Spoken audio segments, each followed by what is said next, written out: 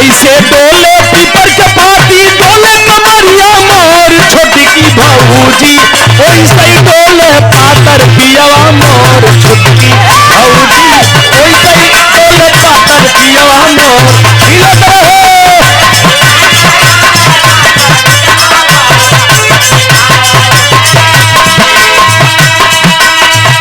आप सब सुनबे के है उजाला मैडम से कि पतली कमर रही आंख जैसे आमे के फाड़ी,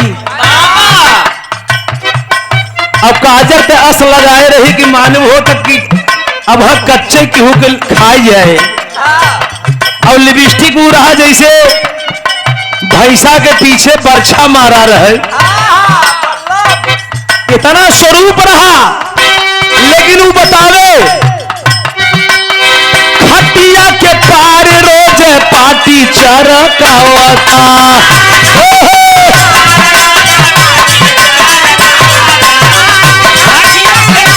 आ रही भाई हुड़का बजाता।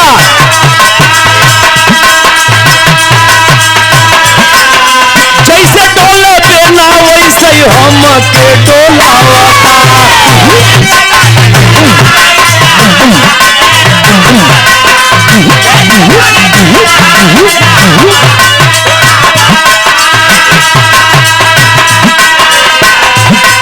आंधी तूफान के जैसे दहिया डाला झोंका झोर छोटी की भौजी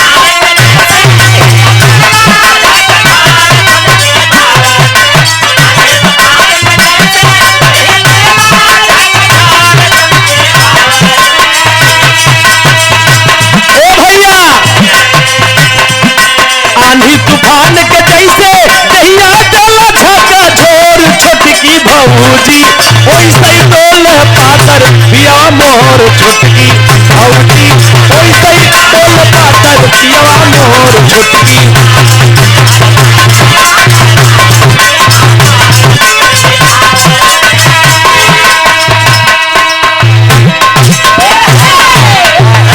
ये देखें महादेव बिल्डिंग मटेरियल्स गिट्टी बालू पटिया तमाम जितने बिल्डिंग मटेरियल से जितने सामग्री हैं हमारे बड़े भैया आप श्री ननकू यादव उर्फ सोनू यादव भैया आप प्रोप्राइटर महोदय जी की तरफ से 101 रुपए का पुरस्कार चरणों में बहुत बहुत प्रणाम।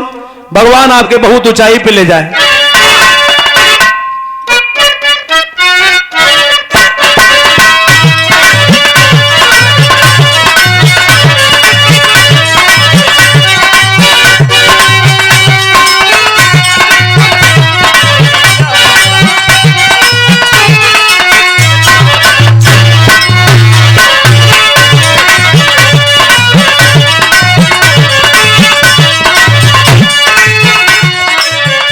कौनो एगो लड़की के नाम वंदना रहा और एगो लड़का बहुत पहले से उससे प्यार करत रहा और बीच में वंदनवा जाए के दूसरे से बियाह कैले बड़का भैया और एक थी मेला में मुलाकात हो गया और जब देखे से लड़कवा कपारे भात दे के बैठ गए का कहता अरे वंदनवा रे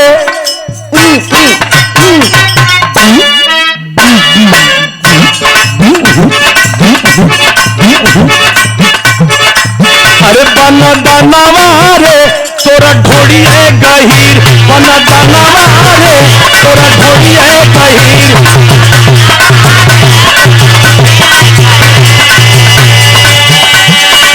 तो चले जाई निरहुआ अहीर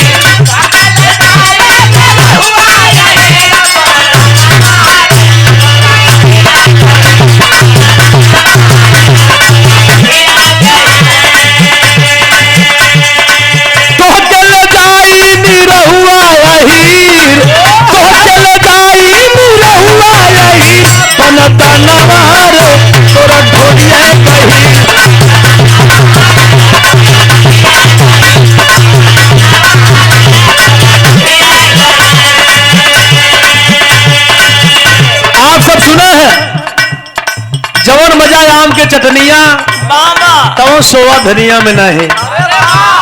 यही धरती के हमारे पुद्दी बड़का बाबू गाँव है, हमारे पंधारी बड़का बाबू गाँव है। कैसे गाँव है भैया हो?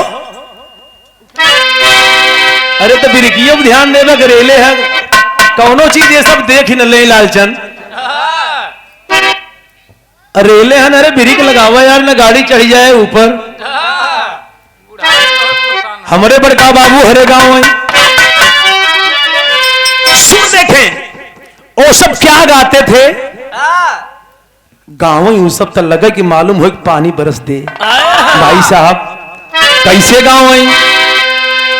अरे कहीं जवान मजा, ए भैया कहीं जवान मजा, अरे कहीं जवान मजा आम के चटनिया पवन स्वादानिया में नहीं।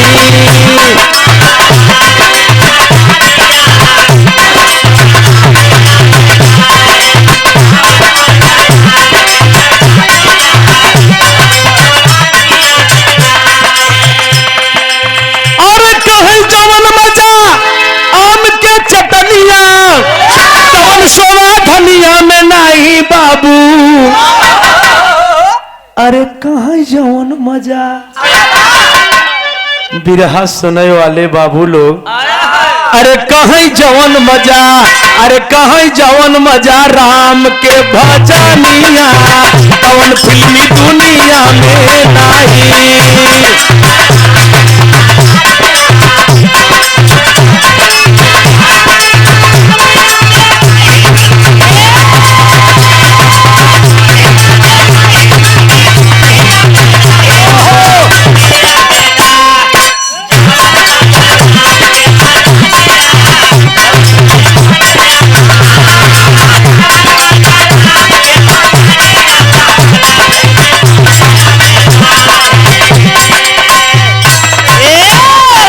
बिरहा सुने वाले भैया लोग, कोई गाना का थीम होता है, जौने गाना के सुर जौने में जाए वही बढ़िया लागे।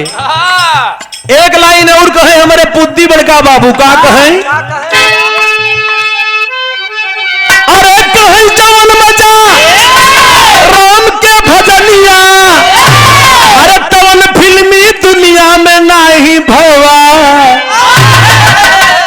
अरे कहीं जौन मजा, ए भैया कहीं जौन मजा, अरे कहीं जौन मजा माई के चरनिया कौन पूरे दुनिया में नहीं है।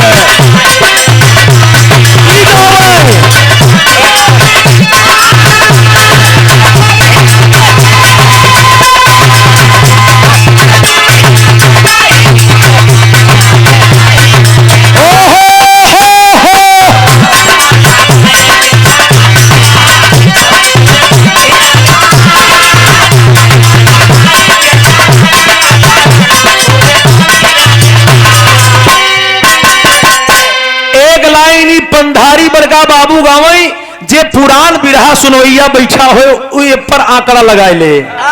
कैसे गावे पंधारी बड़का बाबू?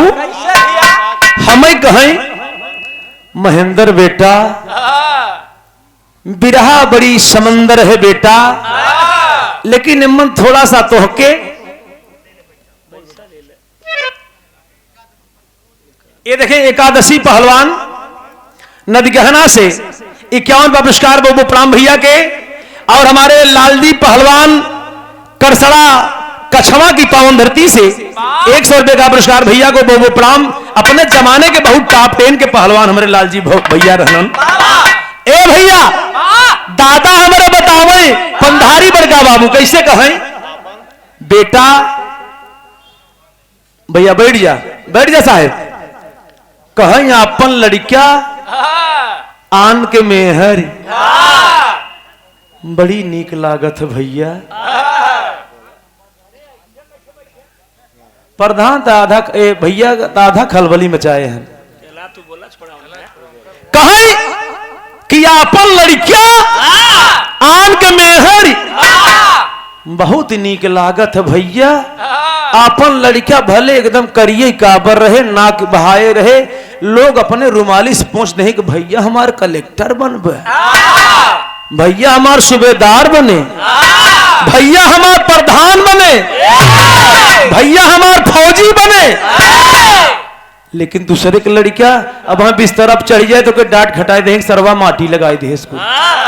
और आपन मेहरारू कितना सुघर हो बड़का भैया, चाहे वो ऐश्वर्या राय, मधु शर्मा, सुबी शर्मा, अमरपाली दुबे, चाहे वो रवीना ठनठन कस न रहे, रवीना ठनठन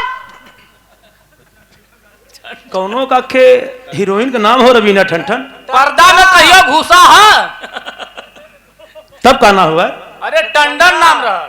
अच्छा रवीना टंडन, यह तो कमी हुई गई यार।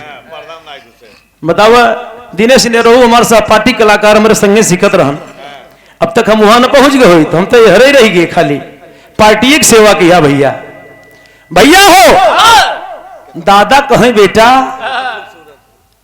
मेहरारू दूसरे कितनो खूबसूरत हो लेकिन निगाह मत डाले, या बदे उस चंद्र मिनट बदे मिले, और तुहार वाली चाहे कितनो करिया हो बेचारी, चाहे बदसूरत हो, अब कौनो बुरा दिन आ जाए ना तो तुहार वो करिए साथ दे, और जवान तुहार 10-5 मिनट वाली रहे ना, अब कौनो खतरे में पड़ जाए तो खाली फोन करे, हेलो जानू हमने सुना कहीं आपका एक्सीडेंट हो गया का, कहीं हाँ एक्सीडेंट तो हो गया बा, कहीं पहुंच तो नहीं पा रही हूं लेकिन दवा ले लेना, और जवान अपन करिए बा उस सुनत भरे में बेचारी हो ही ना, आराम की परे करे हमारे राम हो राम, हम अपन खून उतरवाई दे। तब भैया हो हमारे दादा एक बड़ी इंपॉर्टेंट बताए कि गयन ई महेंद्र बच्चन के अमल करत हैं, लेकिन कहें बेटवा इस चीज पर भरोसा मत के है, भड़हा घर, भड़हा घर यानी किराए वाला, वो डिपाजी कमजोर पर या क्यों भाड़ा ज्यादा देते रहे तो निकाल दे भैया की, भैया एक खाली कही दे, भाड़ा घर और भड़ही मेहरारू, बकेना भैंस, कब्बा न कब्बा टांग उठा दे, एक कब पोछ उठा ले ही कौनो ठीक नहीं भैया, 5-5 लीटर दूध लेके चल जानी भाई। तो बड़ी रुचि लाइन हमारे दादा बताओ का हो,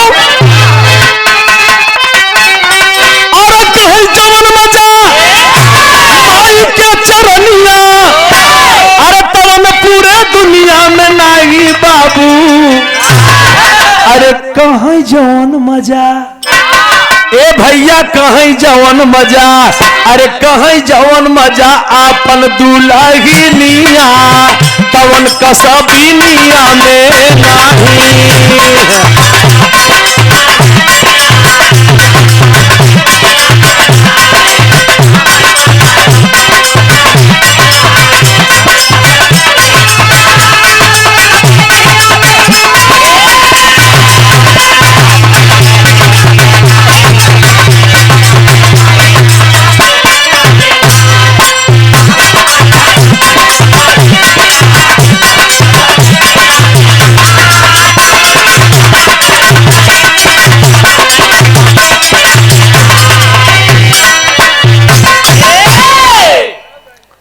भैया हो बड़ा धुन तर्ज आप सब और सुना, हम ज्यादा धुन तर्ज